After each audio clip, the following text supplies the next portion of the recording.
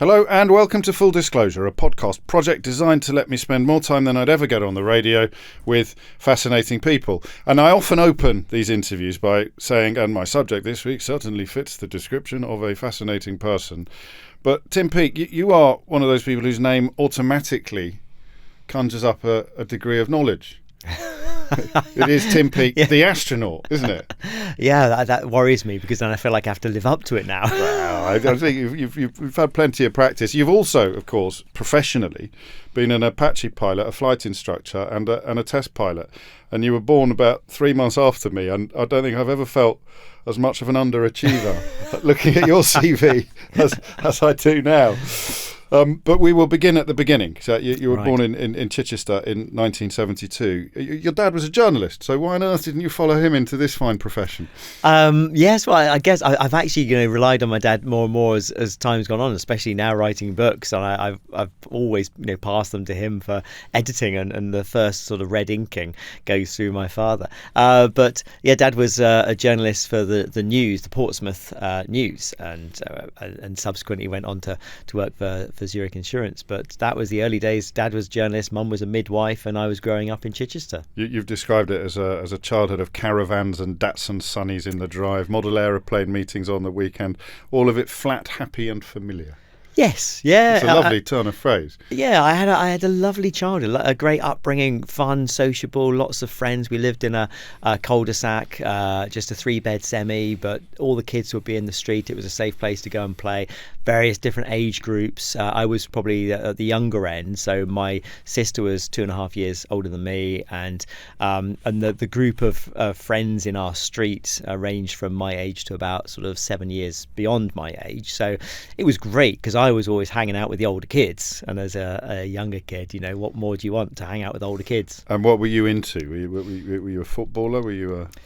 Not so much footballer. I mean, God, we used to do some skateboarding actually, and we had a great youth club. This is in Westbourne Village, and we did kick a ball around up there as well. But just all sorts of stuff. I mean, we lived in the countryside, so you just made your own fun out in the woods, be hiking, be walking, and just enjoying yourself. Did you demonstrate any daredevil tendencies at an early age?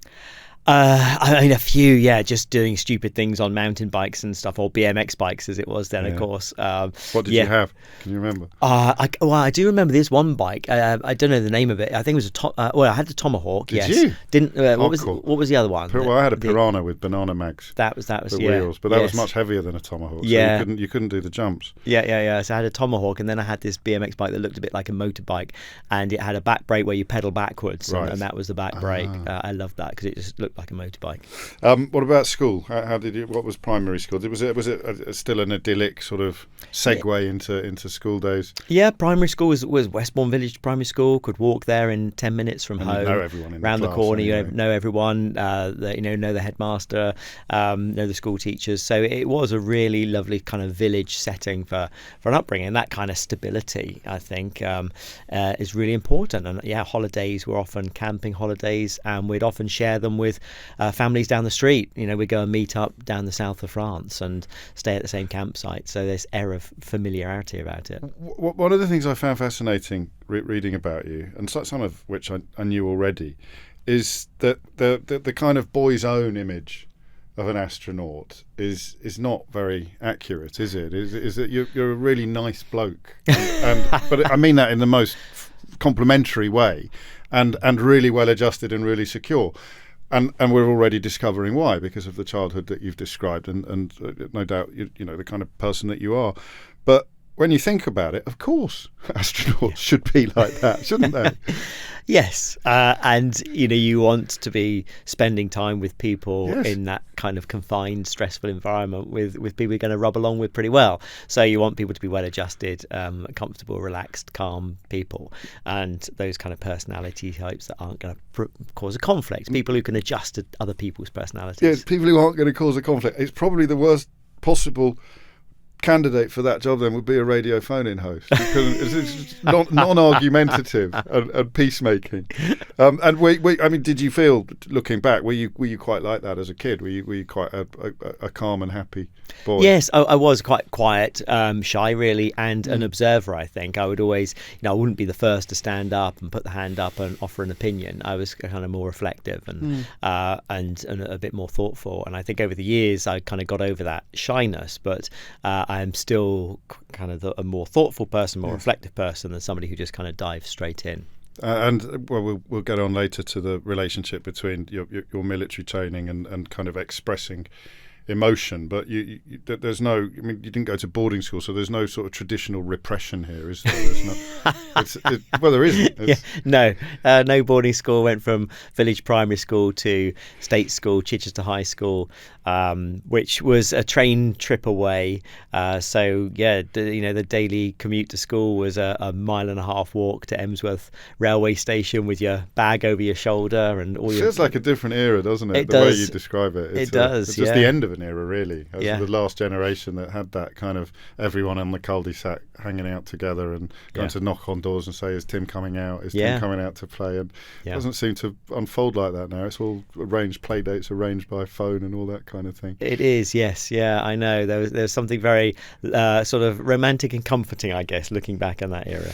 What were you like at your lessons? At primary school, we'll start with. Were you a good student? I was average. Right. I don't think I didn't really excel at anything. I don't think, and I kind of got by.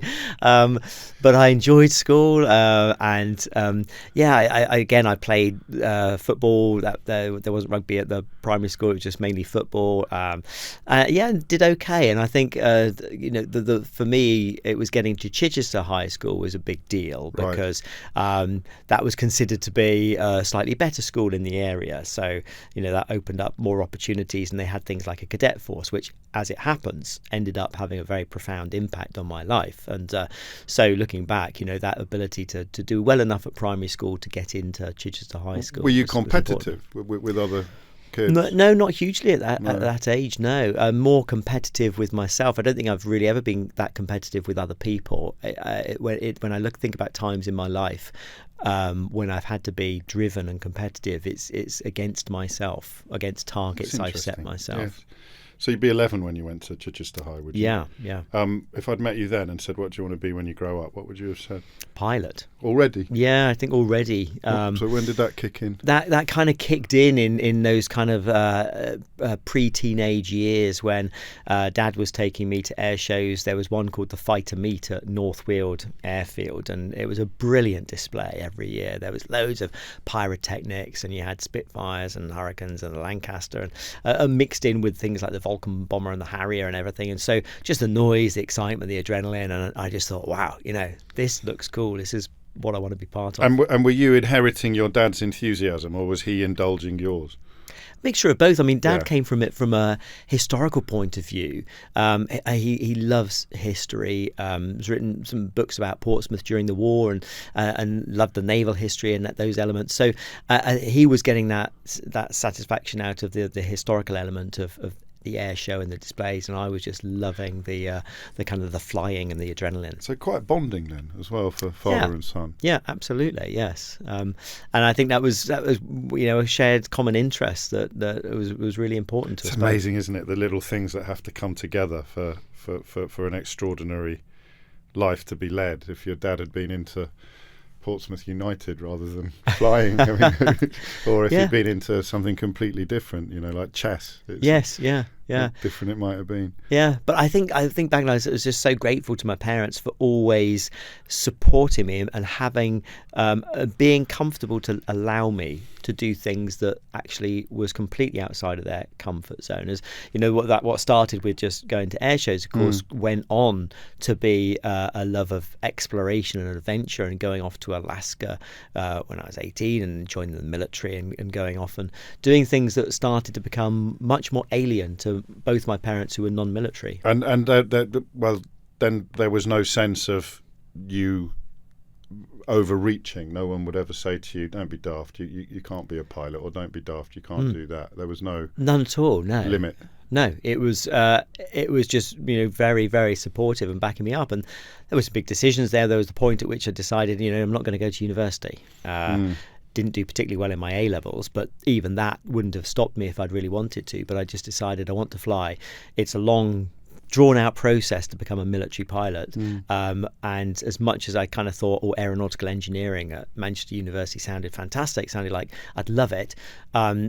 The part of me that said, no, I just want to jump in an aircraft and fly. Why am I putting this off? Why am I stalling for longer? Just go to university. It's quite mature, actually, because oddly, not going to university could be portrayed as being irresponsible or feckless, but it's the opposite in your case. I think it's a focus. Absolutely, yes. And as it turned out, that shaped my entire career because I joined the army at a young age, and because I was a qualified pilot at a young age, I had time on my side. I had time to be quite an experienced pilot. By the time my peers were coming out of university, I had over 1,000 hours as a pilot. I'd been to Northern Ireland, I'd been to Bosnia, and that enabled me to become an instructor and subsequently a test pilot. And I think if I had gone down the university route, I think my career would have been very different. So the Cadet Force was a seminal moment then. Did you join up as soon as you got to Chichester, or were you a little as soon older? as I was allowed? So I think it was 13 yeah. years old. So initially it was rugby. So rugby became the focus, and I really enjoyed playing it. And where did you play? So I tended to be scrum half or wing. Okay. Yeah. Nippy. I'm 65 kilograms now, 70 kilograms. So there's not much to me, but I can run fast. Yes. And I do enjoy tackling as well. So I would get stuck in. And then there became a point where rugby at the school was taken seriously, and so was cadets, and you just couldn't commit to really? It was both, that really. much of a... Yeah, it was one or the other. And so I kind of made that decision when I started in the cadets. I realised this was something I wanted to put all of my energy and passion into. They vary. I mean, you only really have experience of one cadet force, but if you speak to people, it varies from school to school. It often has a lot to do with leadership. There has to be one or two members of staff that are completely committed to providing it, rather than a geography teacher who can't believe he's been lumbered with the cadet force every Tuesday afternoon and would rather be anywhere else. Yes, so were you lucky in that? Were there individuals that were influential? Yeah, incredibly lucky. Yes, we had my chemistry teacher, Mr. Forrest, was the kind of head of the cadet force, and Gina Griffiths, and they were both so committed. They really were. And so they ran a fantastic cadet force, and we had so many activities put on. And also, what was interesting, we had the Royal Air Force section, the Army section, but they were flexible enough to allow people like myself, I was comfortable with the Army section. I loved the idea of running around in the mud and getting dressed up in camouflage clothes and going off and doing Army assault courses and things. But actually, I wanted to jump in an aircraft and fly. Yes. So the cadet tutors said, well, come along at the weekend with the Air Force section. We're going flying in a Chipmunk or a glider and have a go. And just to have that flexibility was fantastic. It was compulsory at my school. I did 3 years as an RAF cadet, and I never got near an aeroplane. Really? It was absolutely appalling. What a shame. It's deeply unfair. That's what they promised us as well. Yeah. So when you're deciding whether you were going to join the Navy, the RAF or the Army Cadets, the RAF people said, and we'll take you flying and you'll be in Chipmunk. Yes. So a few of us signed up thinking that would be great. Yeah. Never got up. All we did was just watch endless slides of aircraft recognition, writing down. But you got stuck right in, clearly. Yeah, I kind of the best of both worlds. Got stuck into the fun with the Army section and then stuck in with the flying. How did you do in your O-levels? So I was first year of GCSEs, yes, and it did all right. 5 A's, 2 B's, 2 C's. Yes. I think they were being a bit generous with us because it was the first year of GCSEs.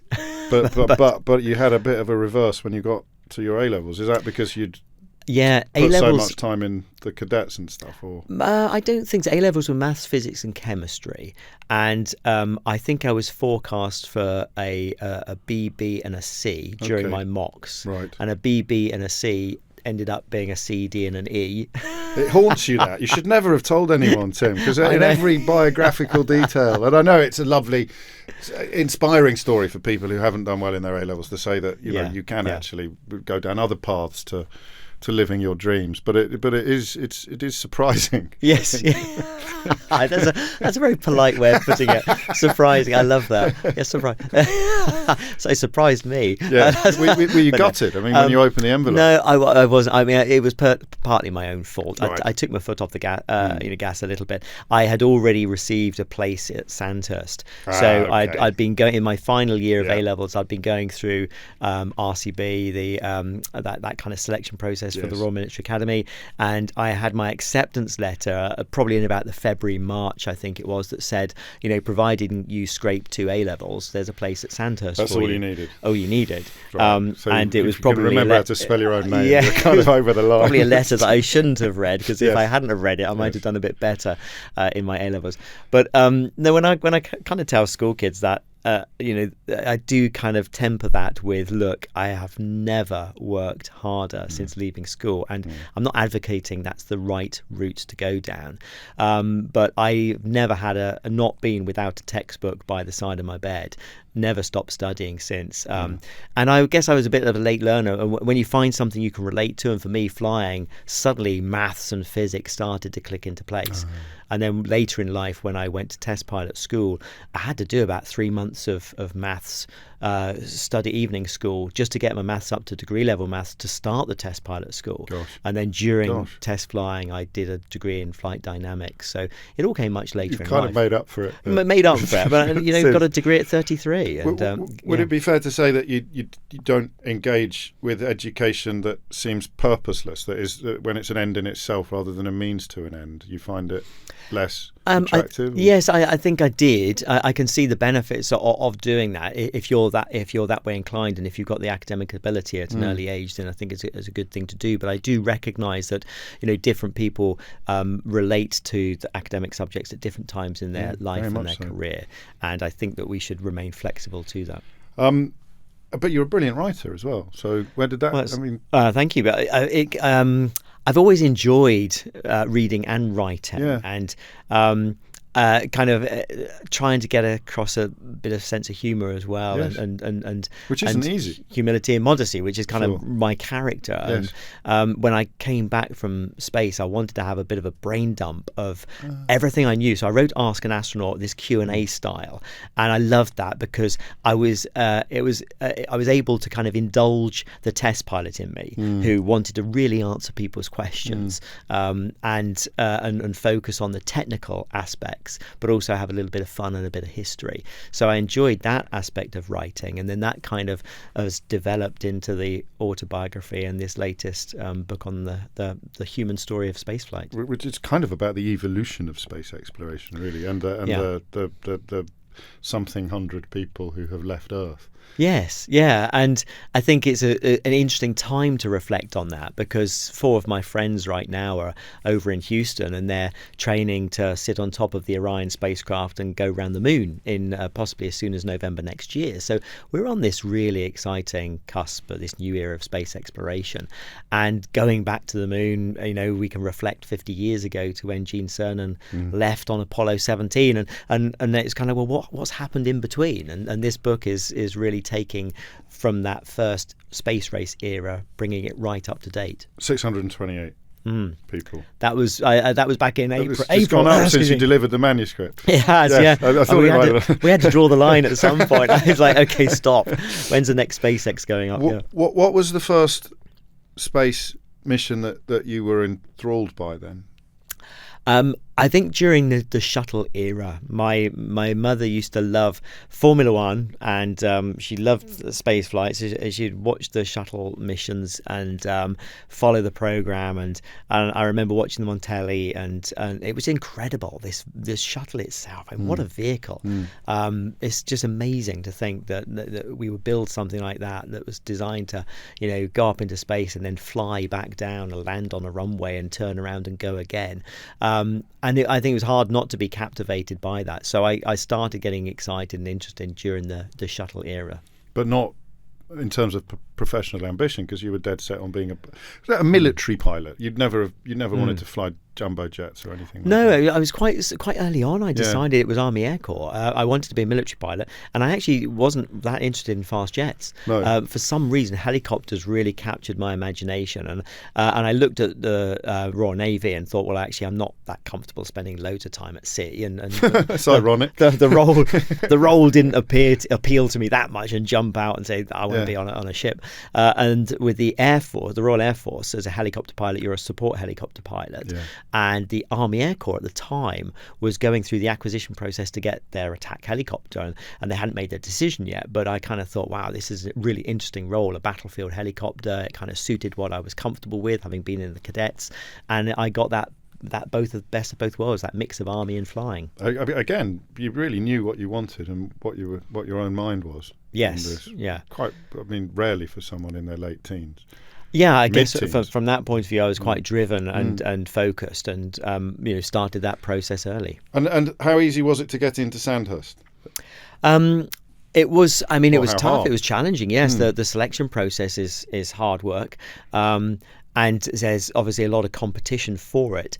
And the thing about Sandhurst as well is you pass that first hurdle of you've got a place at Sandhurst, but when you get to Sandhurst, you realise you still have to fight for your place, because whilst you might be sponsored by the Army Air Corps, that doesn't guarantee you a place. Right. So during your time at Sandhurst, you have to perform to a certain standard in order for that regiment to actually accept you. And I remember one interview about halfway through Sandhurst when I went in, and I'd been doing quite well. I was junior under officer. I started as a cadet corporal and made it to junior under officer. So I was, up in the top 10% of my platoon. So I didn't think I had too much to worry about in this interview. And this Army Air Corps colonel sat opposite me and just gave me the absolute grilling of my life, and I wasn't expecting it at all. And I came out of that interview thinking, well, that didn't go well at all. And it was only subsequently that I found out from my company commander at Sandhurst that they had to work really hard on my behalf to get me into the Army Air Corps. Well, why? I'm not sure. It was just that day there were three of us, and all Right. three of us got an absolute grilling, and all three of us had to really fight for our places. So much so, I was told, I remember sat there, and we have an exchange, because if you're going to be an Army pilot, they want you to have a bit of experience being with the infantry or the Armoured Corps before you just go and sit in a helicopter and spend a long period of time flying. So you go on an attachment, 6 months, 8 months. And I sat there, and the colonel said, where are you going for your attachment? I said, well, I thought our infantry would appeal. Northern Ireland would be good experience. And he said, well, what have you done about that? I hadn't done anything. I didn't think I had to do anything. Didn't think that was my role to do so. So I was, being accused of not being very innovative or decisive and taking action. So I came out of that interview and arranged my own posting to Northern Ireland with the Royal Green Jackets, because my company commander was a Royal Green Jacket, only to be told by the army later on, what the bloody hell do you think you're doing? Organising your own posting. That's something that we do. You don't do that. And so I was so confused. I didn't know what was the right thing to do. What were you most frightened of at the time? Not making it, not getting picked for the Army Air Corps, or being mediocre, not being picked for the Army Air Corps. It was at that point in my life, it was everything, and I had set my heart on a flying career, and I knew I still had the challenge of flying grading and passing the Army pilot's course. But the first step was at least to just get into the Army Air Corps. Did the heads ever get turned at Sandhurst? You turn up with a fairly clear idea about what you want to do, and then you discover other things at the military academy that because this will surprise you, I suspect, but I did the induction day at Sandhurst, but as a journalist, we were doing some work with the Ministry of Defence. Actually, I was trying to encourage people to apply, so I did the assault course. And then I did the kind of intellectual test where you've got to get off an island and do. Yeah. And I found that absolutely fascinating. I found that brilliant. But there was nothing in you that thought, I don't know if maybe I want to be a leader of men rather than a flyer of helicopters. I mean, the good thing about Sandhurst is you get the option that all those opportunities are shown to you. But no, I never deviated from that path. And I really enjoyed my time with the Royal Green Jackets, being a platoon commander in Northern Ireland. Ireland. So that was an interesting time. So we should, because realise I'm going to have to guard your modesty. So you were selected to be a platoon commander. That's quite a big deal, isn't it? It is, yeah. I mean, it's a big responsibility, and you're in charge of 30 soldiers, and all of them would be older than you. Yeah, same age or older. Yes. And the Green Jackets in particular tended to recruit then from Liverpool and London, and these were very streetwise kids. I mean, not kids, but young men. And as an 18-year-old growing up in leafy Westbourne, I was not a hardened, streetwise London kid or a Liverpool kid, and so suddenly on the streets of Northern Ireland, and having to keep control of this platoon and gain their respect, earn their respect, was a big challenge. What did you learn about yourself there? I learned to have confidence in myself, but I also learned that the best way to earn respect was to get stuck in and just to show people that you're prepared to put in the commitment and the dedication, and you're prepared to look after them. And I think once they see that you're on their side, then you start to earn that respect. But and are you comfortable with? I mean, you'd call it a command structure. I might deploy the word deference. You're comfortable with because rank and hierarchy are absolutely intrinsic to. They are that kind of autocratic style of leadership and rank and hierarchy. But I've been on the beneficial side of that, because as a 19, 20-year-old platoon commander, you rely a little bit on that rank and hierarchy until you've earned the respect of the people you're leading, and you need that when you're in a conflict scenario. In the space agency, it's very interesting. It's a completely non-hierarchical, very flat kind of form of leadership, and we're followers as much as we are leaders, and that works very well clearly in that collaborative environment where it's almost a democratic decision-making process. But you can't afford to have a democratic decision-making process when the enemy's coming over the line. Clearly not. And you won the Stockwell Sword, which again is a big deal. Yes, yeah. As a young Army Air Corps officer, performance at Sandhurst and my performance on the pilot's course earned me the Stockwell Sword. So that was a huge honour, and it's still it's there on my bedroom wall. Does it mark you for greatness? Is it one of those things? No modesty allowed. Is it one of those things that is sort of spoken of in hushed tones by young? It's certainly recognised as a great achievement, and I think but actually in some respects, for me, that was quite difficult, because I got the Stockwell Sword, which other people who had received the Stockwell Sword had gone on up the promotion career path very, very quickly and done well. And after the pilot's course, I quite quickly realised that the promotional, the career path was not for me. I wanted to stay in the cockpit and I wanted to fly. So whilst my managers and leaders were trying to get me to become an adjutant, an ops officer, these kind of more administrative desk jobs that would empower me to go on and get promoted more quickly than my peers and be more competitive for staff college and get the rank of major and lieutenant colonel, I was all about staying in the cockpit. And I remember having a conversation with my commanding officer who kind of said, well, you do realise you're going to get overlooked, you're going to get passed by. And I had to make that difficult decision and say, yes, but I want to stay flying. I want to be an instructor. I want to be a test pilot. So where others have ambition, you had a deep need for fulfilment. Yes. And to me, it wasn't about aiming towards some goal. I didn't understand what the goal of that promotion, where was it leading? Squadron commander, fine. Then where's it leading? Regimental commander, fine. But that wasn't a goal that rang true to me. So I didn't have the passion for it. I could understand that's the career path I was supposed to take in the military's eyes. But to me, it was flying. It didn't make sense either. Yeah, it didn't make sense. But I wonder, because presumably the bulk of the officer class is still public school educated, and my school sent quite a few lads to Sandhurst, and we're taught at public school not to stop and wonder about these glittering prizes and baubles, just to grab and pursue as many as we can. You see it in politics. You see it with the old Etonians and the number of them that have been prime ministers. Do you think that might have been part of it? That might have been that you didn't have that kind of almost mindless pursuit of approbation.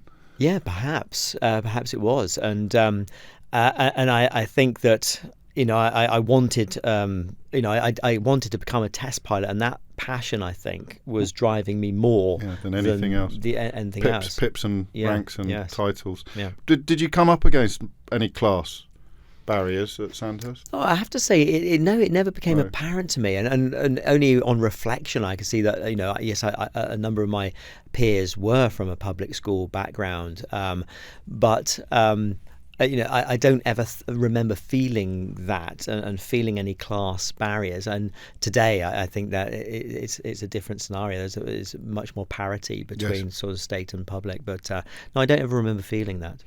And then you're selected for training as a helicopter. We kind of jump backwards and forwards, but you qualify, I think, in '94. Why test pilot, Tim? What's the Already you're thinking test pilot. Why? What's the particular appeal about that?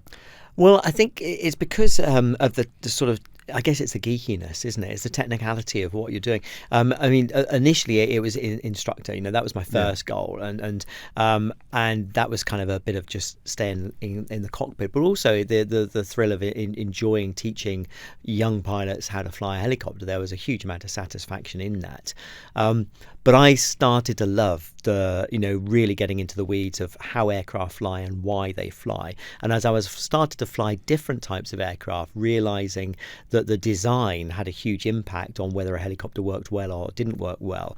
And then when I really, the kind of the test flying was ingrained into me in my 4 years with the US military, when I went over to Texas to the 1st Cavalry Division, and I was flying the Apache helicopter. And not only was this a new aircraft for the US Army, the Apache in general, but we had the newest of the new. We had the Longbow Apache. This was the one with the radar on top. It was fresh out the factory, and nobody really understood its full capability. And as a young British captain who had arrived with this regiment, I was put in charge of making the communications work. And I remember the battalion commander, it wasn't a sexy job at all. No. And the battalion commander job sort of apologising and saying, sorry, Tim, this is yours. You need this aircraft to speak to everybody and everything on this digital battlefield, tanks and armoured vehicles, and oh, by the way, the US Air Force. Yeah. And it was comical. I was there as a young captain. I was ringing up US Air Force colonels asking if they could have a J-Stars aircraft fly overhead the airfield, because I needed to sit on the pan in an Apache and do a comms check and send data and all the rest of it. And it was happening because we needed to make it work. And I was amazed. I mean, you wouldn't get that in the British military, I understand. But in the US, you could ring up and get a J-Stars overhead. And how much of it was sort of progress for its own sake, like the fascination of fine tuning and being involved in the fine tuning of a process and a vehicle and a aircraft, and how conscious were you of the subsequent importance of the work that you were doing in a battle scenario? It was a mixture of both. Right. I mean, the geekiness just wants in you just wants to get it to work, yes, exactly. And you're really interested in the comm setup and tweaking everything. But then we would go on exercise, and we had this huge division level exercise. Again, something you can only get with the United States military, where we all go off into the desert in California, and then you see the result of your work when you have an entire battalion of Apache helicopters, and they're all communicating seamlessly with the tanks, the armored vehicles. That must be incredible. You're like, yes, we did it. We did it. How much can you congratulate yourself? Are there specific areas that you can think, well, if it wasn't for me, that wouldn't have worked that well, or that wouldn't have happened, or? Well, it's all a team effort, but in terms of specifically the Apache, yes, we were working with the civilian contractors, and I remember just speaking to them about the nuts and bolts, and they didn't really know much about the aircraft, but I did, and I didn't know anything about their little communication box, but they did, and between us, we were just nailing it down and working out how to do it. I think I know the answer to my next question, but when you got into these jobs and these spaces, did it live up to your expectations? Oh yeah. Completely, absolutely, completely. It's like, oh God, what have I done? Yeah. I think the most nerve-wracking moment came a bit later when I was as a test pilot. when I jumped in a fast jet for the first time, because at Boscombe Down, the Empire Test Pilot School, they have this wonderful philosophy where they take all the helicopter pilots and throw them into fast jets, and all the fast jet pilots and throw them into helicopters, because if you're going to be a test pilot, fly everything. Yeah. And I kind of thought, am I going to regret my life choices? Right, yes, is this going to be so exhilarating and so much fun that I just wish I'd been a fast jet pilot? And I had a great time flying fast jets, really enjoyed it, but I was glad that I was very happy with the career choice that I'd made. But why? What's the particular appeal? It's very hard to put your finger on sure. it. It really is. But to if me, you know. Yeah, you just know. I just enjoyed being, down in the weeds in a helicopter on the battlefield, and that ultra low level flying really appealed to me. We're jumping forward because we haven't even got to space yet. But but you supported operations in Afghanistan and were deployed in support as a test pilot of special forces operations. But you've said that being sent in as a combat pilot, not being sent in as a combat pilot, was something you were grateful for, as it wasn't something that you would have embraced. Which is it's an interesting perspective for someone who went to military academy straight from school. Yes, and I think from that point of view, I mean, I would have absolutely done the job as professionally as I could, but and it was interesting going through US military training. It was a real wake-up call, and I saw it almost before the British Army. I saw what was coming, because you're sat there in a classroom, and as attack helicopter pilots in the military, the US military, it is drilled into you from day one that you turn up on that course. You're there to be a gun pilot. Yeah. They're not shy about it. Right. It's there in your face. Yes. You are there in a lethal flying machine with a 30mm cannon, rockets and Hellfire missiles. It has one job.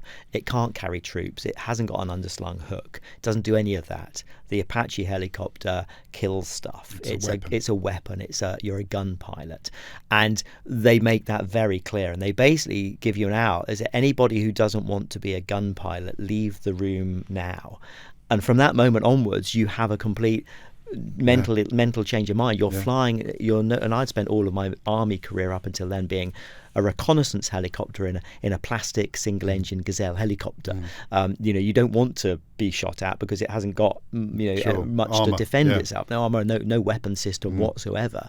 You're there to observe, stay out the way, and report. Gosh. And now suddenly you're in this armored flying tank with weapon systems, and you're expected to take the fight to the enemy.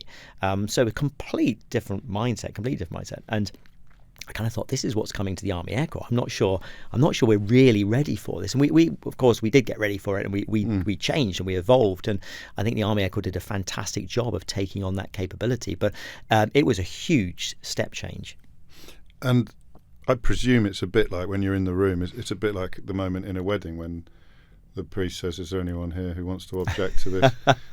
No one ever stands up, do they? No one ever leaves the room. No one ever leaves the room. No. Although we have had one Army Air Corps pilot who took himself off the course. Really? Which I held up a huge amount of respect for. Yes. Because realised that wasn't the role that he wanted to do, and no, absolute full kudos to that if it's not something you're comfortable with. Oh, right, because the ramifications of not being comfortable have been immense, aren't they? Yeah, potentially. You continued with your kind of Victor Ludorum ways by winning Westlands Trophy for best rotary wing student when you were at Boscombe Down, I think. That's right. Yes. So you've got quite a groaning mantelpiece at home.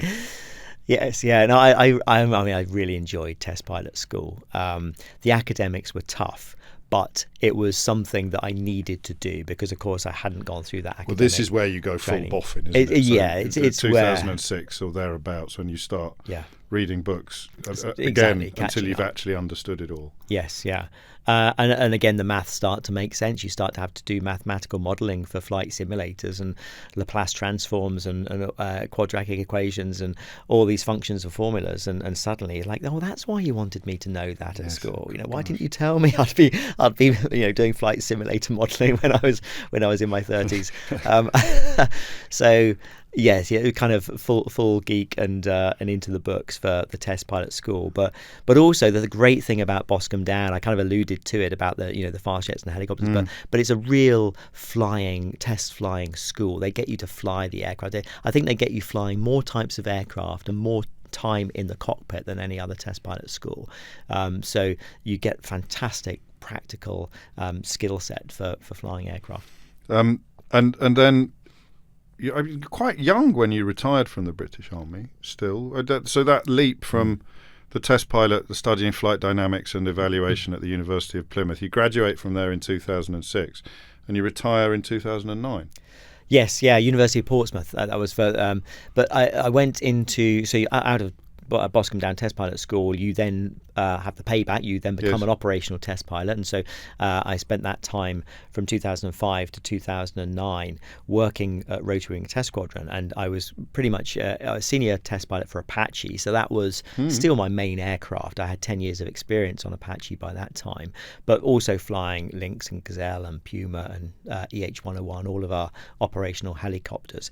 And again came this career decision point where the military said it is squadron command now, and squadron command is a very prestigious position. Not everybody gets it, and I was offered a very prestigious squadron, a special forces squadron. So it was a really difficult decision to make. This would have been a fantastic career step in the British Army, but at the same time, a friend of mine at Westlands Helicopters I'd been working with, he was a civilian test pilot, was leaving and said, the job's yours if you want it. And this was a step into, a full-time civilian career as a test pilot. Whereas the military, from squadron command comes staff college, comes the promotional chair. It's behind it. It's very hard to then jump back into the cockpit, and if you do, it's only for short periods of time. So it's the same dilemma that you have. Same dilemma, really, and the same conclusion. The same conclusion. Perhaps a harder decision to make at that point in my career, but I decided no, I want to carry on being a test pilot. Did some of your mates in the army think you were mad? Did you ever come up against people who couldn't quite get their head around how you would prioritise the... I'm sure they didn't say to my face, but perhaps they did think that at the time. But some of my peers are still in the military now as brigadiers, and we're still great friends and get on very well, and they've done very well for themselves. But so no, maybe they did think I was mad. There was only one Army Air Corps officer ahead of me who had kind of forged this career path. Right. So I was kind of the second officer coming along to kind of follow in that person's footsteps. But it turned out to be the right career move. Well, it did, but only, again, this is another sort of weird sliding door moment, isn't it? Because you saw an advert not long after you retired from the army and thought, I'll have a crack at that. Yes, yeah. So, in fact, it was combination. Both my wife and a friend of mine saw this advert at the same time, and both called me and said, "You've got to go for this. The European Space Agency are asking for astronauts, and it's open to UK citizens." Yeah. So, I thought, I looked at the qualifications required, and it was like tick, got that, yep, right age, right qualification. Wow, let's go for it. So I started this very lengthy application process alongside 8,000 other people. Yes, yeah.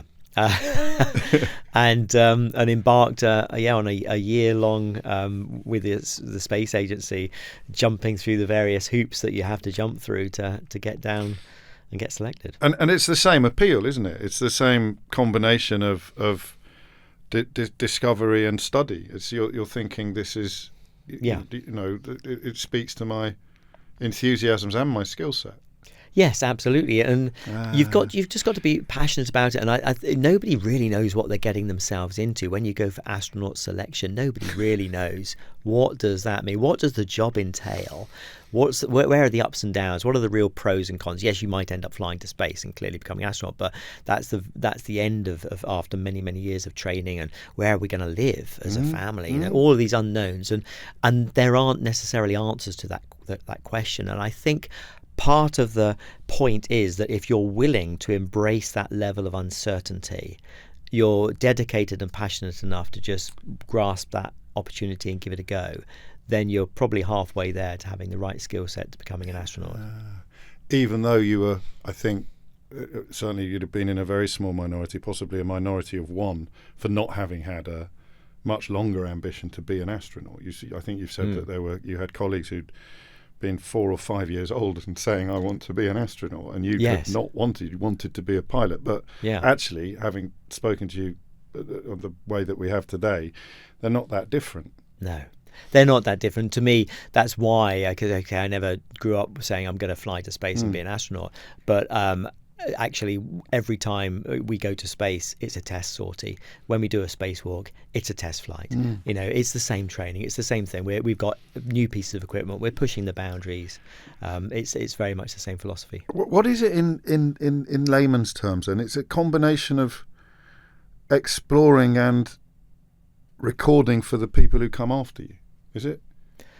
In what respect? Sorry. Well, in all of it, really. Everything you've done, you're at the forefront. You're a pioneer. Yeah. But the work you're doing will be of immeasurable benefit to the people coming after as well. Yeah, and I think there is that, absolutely, that's the satisfaction. I'm looking for the kind of get. Uniting theme. Yeah, that's the satisfaction you get is making something, you know, discovering something, making things work, making things more efficient, whether they're safer, and developing new techniques that other people can use.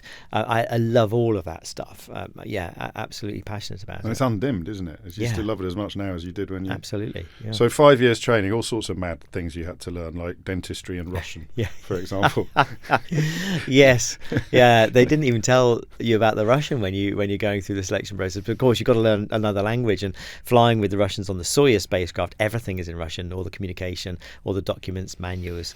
So that was a challenge. So, and do you have a clear idea of what a trajectory is by now? So you graduate from basic training in November 2010, 3 years in further training, communicator with the International Space Station. Do you have... I mean, are you hoping to get assigned to a long duration mission, or do you know that it is going to happen? No, that's the hope, that's the aspiration. But there's huge amounts of uncertainty. Even as we were going through basic training, the space agency didn't even know what to do with us. They were at one point they were saying, well, we're not sure. We might put you on this round robin scheme. Maybe one of you will go off to Moscow, one will go to Houston, maybe one will go to Tokyo, and you'll just, you know, on this kind of system and get some experience with all these different space agencies. And so in some respects, it was quite, unsettling with a wife and a very young child, having just arrived in a village in Germany, and Rebecca trying to settle in that environment, that community, which is not hard with a young child who's still not even, you know, kindergarten age. And here's me thinking, well, I don't know how long we're actually going to be here for. Is it worth the effort of settling in? We could be off to Houston or Moscow or Tokyo in a few months' time. So really just having to kind of roll with the flow of things. I suppose the fact that she was military as well when you met, and I'd like the fact that you think perhaps because her dad was on the oil rig, so it'd be 2 weeks at home and then 2 weeks away, that it would not be as jarring for her as it may have been for another partner, another wife. Yes, absolutely. And that's, you know, that's how she was able to be so supportive to me, was by giving me that flexibility to go and do this, and knowing that she could cope with the situation. So, I mean, for all the talk of how focused and controlled you are, and have to be, both as a human being and the job that you've chosen, were there any moments here in this little bit of your life where you'd be with your wife, or you'd be shaving in the bathroom mirror and you just go, I'm a bloody astronaut? Oh yeah, I mean, it's a cool job title. It feels like a little bit of a cheat to call yourself an astronaut before you've actually flown to space, but you are being called an astronaut. You've gone through the basic training, you've qualified, you graduated, you're just waiting for that mission assignment. So no, it's unbelievably cool. And I imagine your old mates who are brigadiers, they're not pulling rank really, are they? What's that you do? Oh, okay, yeah, astronaut. Yeah. and then of course, as everybody knows, you do go to space. Yes, yeah, and that was an interesting time, that whole period between finishing basic training and getting the assignment, because there's never a guarantee you're going to fly to space. No. I was last one on the list, all to do with politics and funding. We weren't part of the human spaceflight program. When we joined up on day one as a course, we already knew that Lucas, Samantha and Alex would be the first three to fly to space. Italy had bought 2 flights. Yeah. That's why they needed 2 Italian astronauts. Germany were the biggest contributors to the program. Alex was going to go very soon, which left Thomas, Andy and myself as the last 3 to fly. And of those 3, UK didn't pay any money into the program, so they only had 5 flights, 6 astronauts. One of you's reserve astronaut. Well, even I could work that one out. So what happened? So I took on the role of reserve astronaut, which What was was that difficult. like? Yeah, I was going to say. Well, in some respects, I was doing the same training as Tom and Andy. We were training as Capcom, so Eurocom, we call it, the communicator with the space station. It was amazing training. I was going to live on the Aquarius underwater habitat 12 days, down in caves 7 days. So I was doing all this fantastic training. So to me, that in itself was a skill set, and that in itself was reward. And I said to myself, and I said to Rebecca, I need to be able to look myself in the mirror in 10 years' time if I don't fly to space and have no regrets and take this, take the opportunity to come my way. And then, of course, eventually the European Space Agency did acquire more flights, and I did get the 2015 flight, even ahead of my French astronaut, which was a surprise. Yes, and that's the point really at which people know your story, or you become a public figure. But briefly, because I want to get on to the new book and the reasons behind writing it. But what was that like? I mean, I know you've answered these questions more than any others probably about the kind of going into space as a relative non-entity, albeit a non-entity with a amazing job, and then coming back 6 months later and being really, really famous. That's kind of crazy.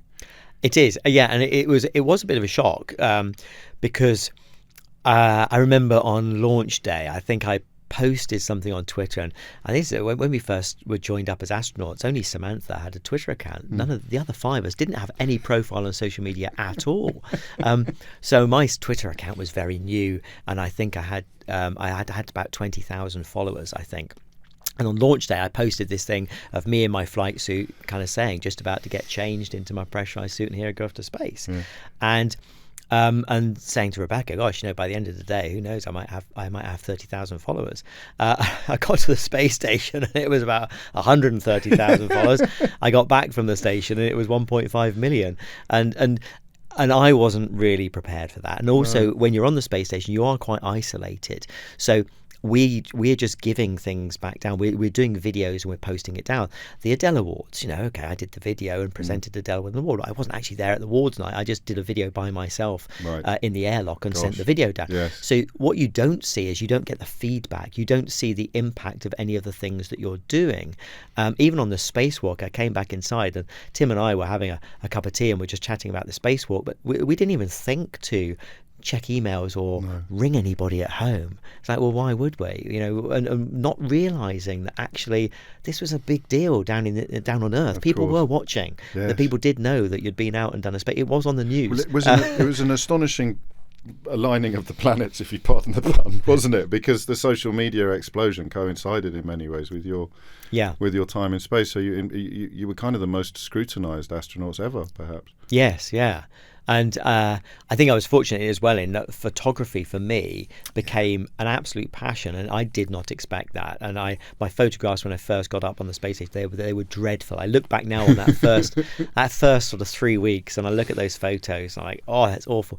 I was very lucky because Scott Kelly was my commander. He was up there. He'd been up there for 8 months, and he was a great photographer. So I learnt an awful lot from him. And then Jeff Williams came up after him, and he was an outstanding photographer. So I had some brilliant people to learn from, and just embrace photography. And of course, people were loving seeing these pictures from space. And the other things that I'd like to ask about briefly. The first is and you've touched on this already, the absence of a kind of reacclimatization for elements of this, which would be different if you were coming back even from military service. You kind of did have to work out your own program. Of reacclimatization. Yeah, the reacclimatization is perhaps not the best. I mean, in the military, we've learned that you need a period because there have been so many people before you. But and you need that decompression. You come back from an operation environment. You don't want to go straight into a normal family environment. Coming back from space, it was quite strange. I mean, there's Tim, Yuri, and myself. We've lived and worked together for the best part of 3 years side by side,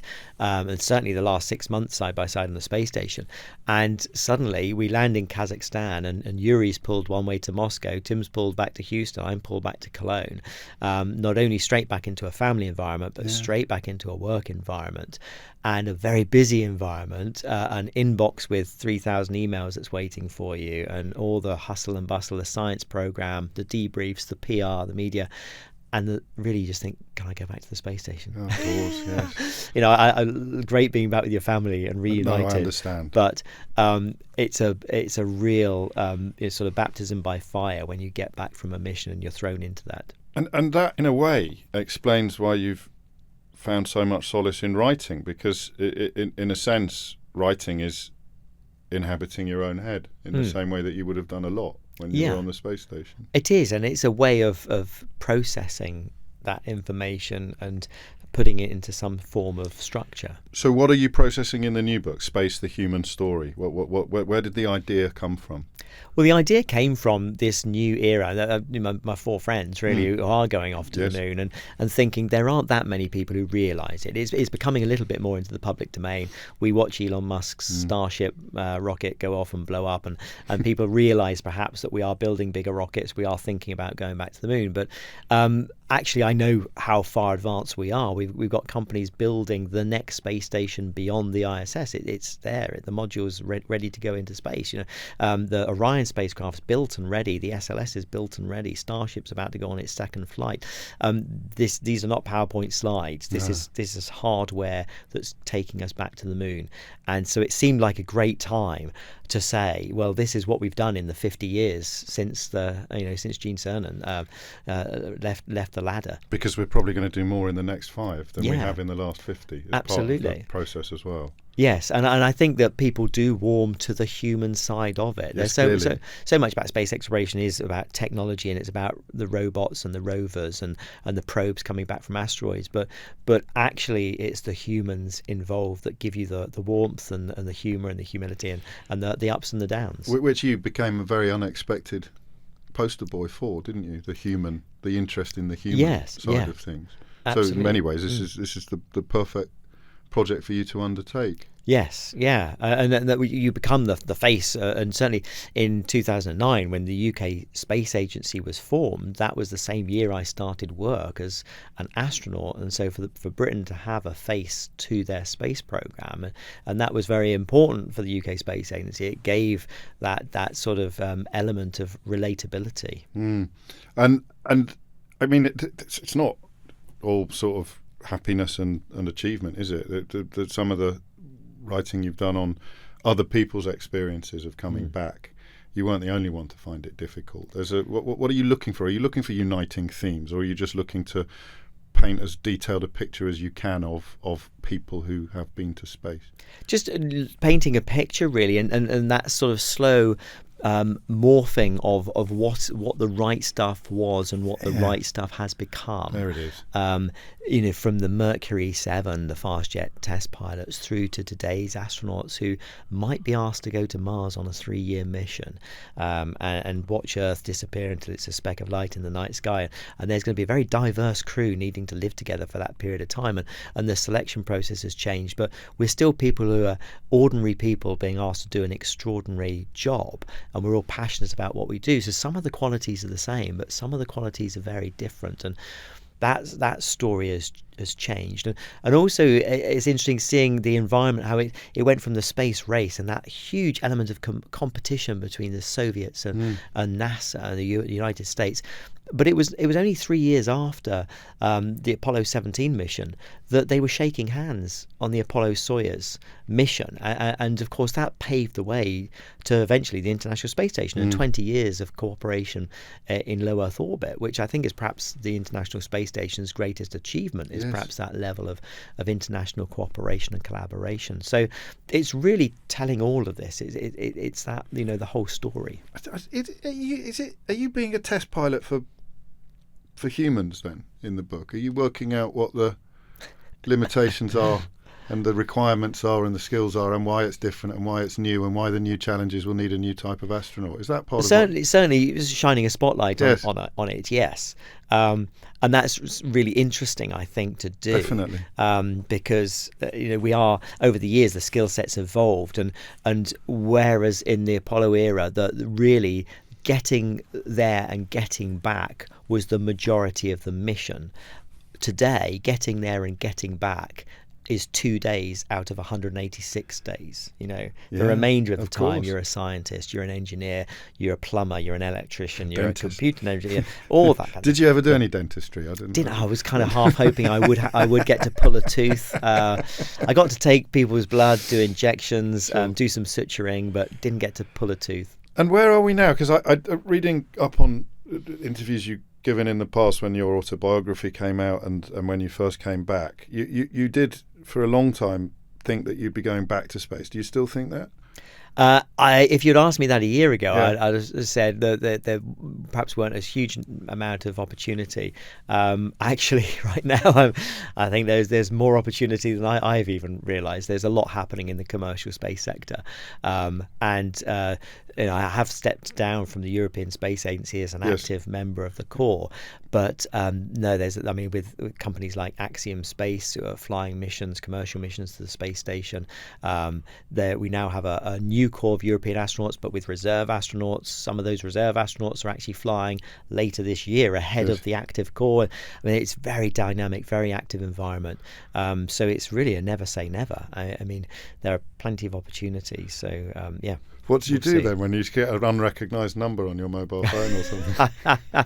This could be it. Just take everything with a pinch of salt and keep all doors open. Yes, indeed. And oddly, Tim, having spoken to you now for an hour, we talk in this series, in full disclosure, I'm fascinated by ambition. We talk a lot about ambition. But ambition in the traditional sense is not something that you've ever suffered from. It's always been about fulfillment and things that you will find fascinating. It hasn't. I mean, you would have been gutted if you'd never gone to space, but you would not have been so gutted that you regretted the 10 years spent preparing to. Yes, yeah, no, I think that's a good way of putting it. To me, it's been about the journey and rather than the destination. And I'm not saying it's not right or it's not a good thing to have a destination. It really can be, and to have a goal, to have an ambition, can be a great thing.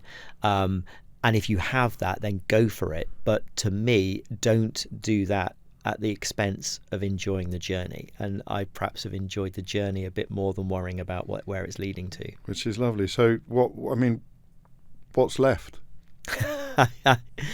That's a good question. I'm still enjoying the journey. I think I have enjoyed writing books. I did a TV series this year on Channel 5. I enjoyed that. That was fun to do. Got to meet so many amazing people, and I've enjoyed the live shows, traveling around the country. So these are things that I'm loving doing. I like the education outreach work. The UK's got a great space sector. I enjoy working with them, trying to get spaceports in Cornwall up and running, these kind of things. So there's a lot going on, and I'm enjoying having the freedom and flexibility to challenge myself at all of these different things. It's not a bad deal, is it? Not a bad deal. not bad at all. Space, the Human Story is published by Penguin, and Tim Peake, thank you. Thank you. It's been great talking to you.